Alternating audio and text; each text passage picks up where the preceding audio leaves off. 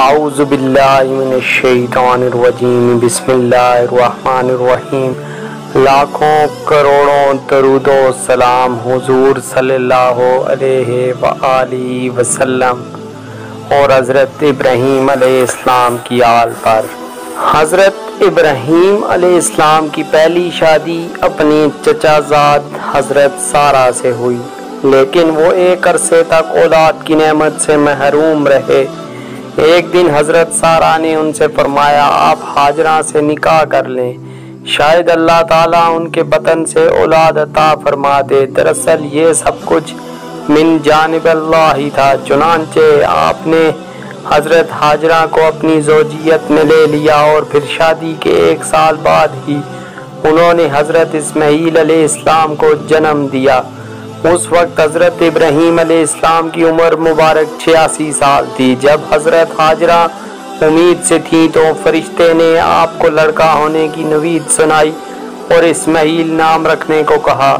حضرت اسماعیل 1800 قبل مسیح میں پیدا ہوئے۔ حضرت ابراہیم دعاؤں، آرزوؤں اور تمناؤں کے بعد 13 سالی میں پہلے فرزند کی پیدائش پر خوشیوں کا بھرپور اظہار بھی نہ کر پائے تھے کہ انہیں ایک اور آزمائش سے گزرنا پڑا۔ وہ بحکم الہی نومولود لخت جگر اور فرما بردار بیوی کو ملک شام سے ہزاروں میل دور ایک ایسی وادی میں چھوڑ آئے کہ جہاں میلوں تک پانی تھا، نہ چرند پرند اور آدم تھا، نہ آدم ذات۔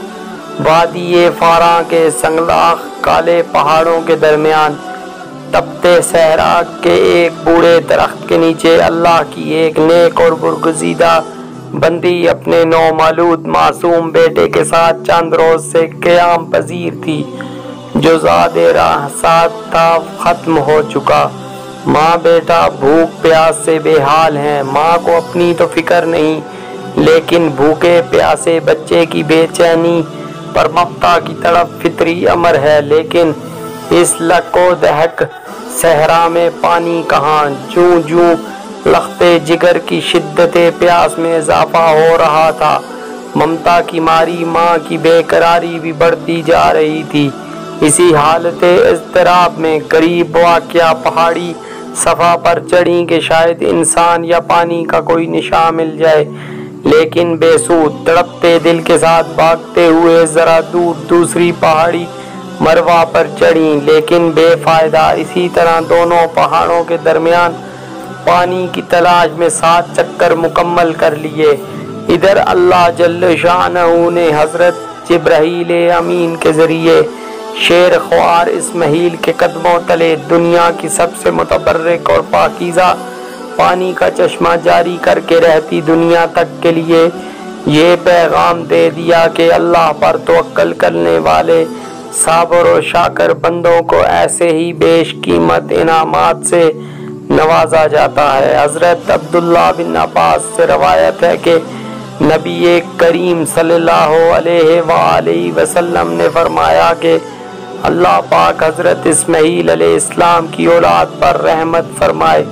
اگر وہ پانی سے چلو نہ بھرتی اور اسے رکنے کا نہ کہتی تو وہ ایک بہتا ہوا چشمہ ہوتا۔ آب زمزم غذا بھی ہے اور شفا بھی، دوا ہے اور دعا۔ اللہ تعالیٰ نے نہ صرف ماں بیٹے کے لیے بہترین غذا کا بندوبست کیا بلکہ تا قیامت مسلمانوں کے فیض یاب ہونے کا وسیلہ بنا دیا۔ حضرت ہاجرہ اپنے صاحبزادے کے ساتھ وہیں رہ رہی تھیں کہ ایک روز عرب کے قبیلے بنو جرہم کے کچھ لوگ پانی کی تلاش میں وہاں پہنچے اور حضرت ہاجرہ کی اجازت سے وہاں رہائش اختیار کر لی۔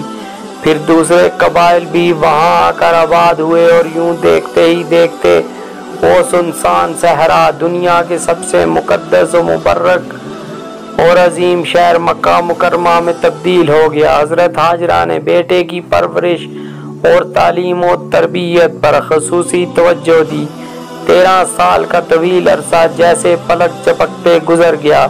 حضرت اسماعیل علیہ السلام مکہ کی مقدس فضاؤں میں آب زمزم پی کر اور صبر و شکر کے بہ کر عظیم ماں کی آغوش تربیت میں پروان چڑھتے ہوئے بہترین صلاحیتوں کے مالک خوبصورت نوجوان کا روپ دہار چکے تھے کہ ایک دن حضرت ابراہیم علیہ السلام تشریف لائے اور فرمایا اے بیٹا میں خواب میں دیکھتا ہوں کہ گویا تمہیں ذبح کر رہا ہوں تو تم سوچو کہ تمہارا کیا خیال ہے۔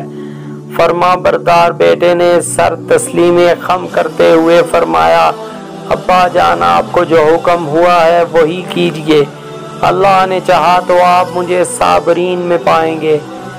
حضرت اسماعیل علیہ السلام کا یہ سعادت مندانہ جواب دنیا بھر کے بیٹوں کے لیے آداب فرزندی کی شاندار مثال ہے۔ اطاعت و فرما برداری اور تسلیم و رضا کی اس کیفیت کو علامہ اقبال نے یوں بیان کیا، یہ فیضان نظر تھا یا کہ مکتب کی کرامت تھی، سکھائے کس نے اسماعیل کو آداب فرزندی۔ حضرت ابراہیم علیہ السلام نے بیٹے کا جواب سنا تو انہوں نے سینے سے لگایا اور حضرت ہاجرہ کے پاس لے آئے۔ فرمایا اے ہاجرہ آج ہمارے نور نظر کو آپ اپنے ہاتھوں سے تیار کر دیجئے۔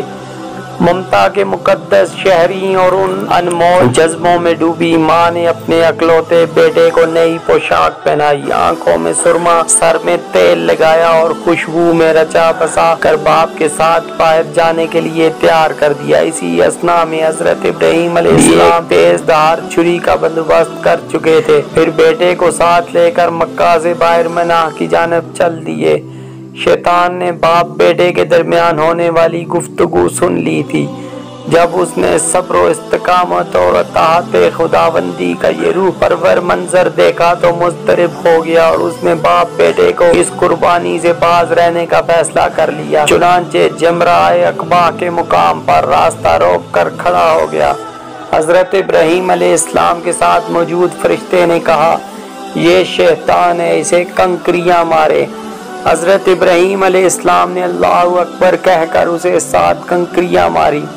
جیسے ہی وہ زمین میں دھنس گیا، ابھی آپ کچھ ہی آگے بڑھے تھے کہ زمین نے اسے چھوڑ دیا اور وہ جمرہ وسطیٰ کے مقام پر پھر ورغلانے کے لیے موجود ہوا۔ حضرت ابراہیم علیہ السلام نے دوبارہ کنکریاں ماری، پھر وہ زمین میں دھنسا، لیکن آپ کچھ ہی آگے بڑھے تھے کہ جمرہ اولا کے مقام پر پھر موجود تھا۔ حضرت ابراہیم علیہ السلام نے تیسری بار اللہ اکبر کہہ کر کنکریاں ماری تو وہ زمین میں دھنس گیا۔ اللہ تبارک و تعالی کو ابراہیم خلیل اللہ کا شیطان کو کنکریاں مارنے کا عمل اس قدر پسند آیا کہ اسے رہتی دنیا تک کے لیے حج کے واجبات میں شامل فرما دیا۔ شیطان اپنی ناکامی پر بڑا پریشان تھا، تینوں مرتبہ کی کنکریوں نے اس کے جسم کو زخموں سے چور کر دیا تھا۔ اچانک اسے ایک نئی چال سوجی اور وہ عورت کا بیش بدل کر بھاگم بھاگ حضرت ہاجرہ کی خدمت میں حاضر ہوا اور بولا اے اسماعیل کی ماں، تمہیں علم ہے کہ ابراہیم تمہارے لختے جگر کو کہاں لے گئے ہیں؟ حضرت ہاجرہ نے فرمایا ہاں وہ باہر گئے ہیں، شاید کسی دوست سے ملنے گئے ہوں۔ شیطان نے اپنے سر پر ہاتھ مارتے ہوئے کہا وہ تیرے بیٹے کو ذبح کرنے وادی منہا میں لے گئے ہیں۔ حضرت ہاجرہ نے حیرت اور تعجب کا اظہار کرتے ہوئے فرمایا یہ کیسے ممکن ہے کہ ایک شفیق اور مہربان باپ اپنے چہیتے اور اکلوتے بیٹے کو ذبح کر دے؟ اس موقع پر بے ساختہ شیطان کے منہ سے نکلا وہ یہ سب اللہ تعالیٰ کے حکم پر کر رہے ہیں۔ یہ سن کر صبر و شکر اور اطاعت و فرما برداری کی پیکر اللہ کی برگزیدہ بندی نے فرمایا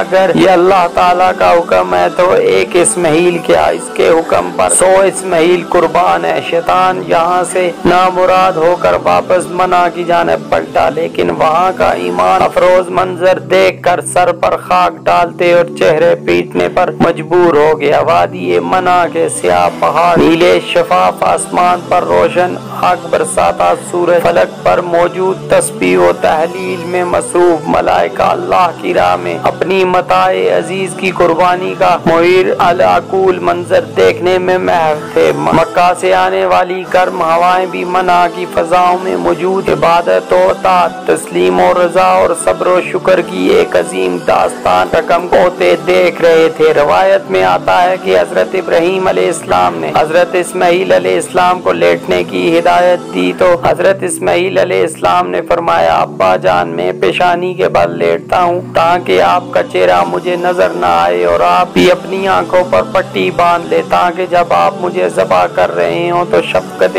پدری کے امر الہی پر غالب ہونے کا امکان نہ رہے۔ صبر و استقامت کے کوہ گراں والد نے گوشہ جگر کے مشورے پر عمل کیا اور جب اسماعیل علیہ السلام لیٹ گئے تو تکمیل احکام خداوندی میں تیز دھار چھری کو پوری قوت کے ساتھ لختے جگر کی گردن پر پھیر دیا۔ باپ بیٹے کے اس عظیم قربانی پر قدرت خداوندی جوش میں آئی اور اللہ جل شانہ کے حکم سے حضرت جبرائیل علیہ السلام جنت کے باغات میں پلے سفید رنگ کے خوبصورت مینڈے کو لے کر حضرت حاضر ہوئے۔ ابراہیم خلیل اللہ نے ذبح سے فارغ ہو کر آنکھوں سے پٹی ہٹائی تو حیرت زدہ رہ گئے۔ بیٹے کی جگہ ایک حسین مینڈا ذبح ہوا پڑا تھا جبکہ اسماعیل علیہ السلام قریب کھڑے مسکرا رہے تھے۔ اسی اثنا میں غیب سے آواز آئی اے ابراہیم تم نے اپنا خواب سچا کر دکھایا، بے شک ہم نیکی کرنے والوں کو ایسا ہی بدلہ دیا کرتے ہیں۔ حضرت ابراہیم اور حضرت اسماعیل کے اس بے مثال جذبہ